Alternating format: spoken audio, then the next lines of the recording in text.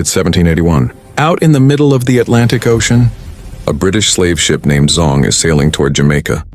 Below deck, more than 440 African men, women, and children are packed so tightly they can't even turn their heads.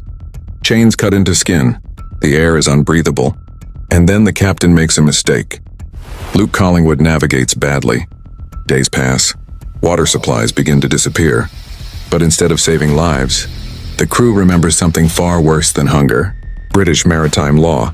Here's the rule: if cargo is lost at sea, insurance pays. If enslaved people die of disease, insurance pays nothing. And in that moment, human beings stop being human. They become numbers. So the crew makes a calculation. Over 3 days, the killings begin. First, women and children, dragged to cabin windows, thrown screaming into the ocean. Then the men, pulled up from below deck, pushed overboard in chains. 132 lives erased. Not to survive, not to save the ship, but to protect profit. When the Zong finally reaches Jamaica, the owners don't hide what happened. They go to court. They sue the insurance company. Their argument? The cargo was lost. And shockingly, the British courts agree.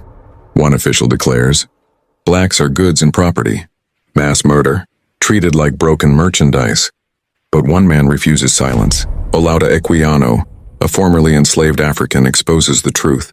Abolitionist Granville Sharp spreads the story across Britain. The public is horrified. The nation is forced to look at itself. No one is ever charged with murder.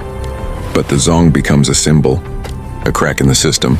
And in 1807, Britain finally abolishes the slave trade.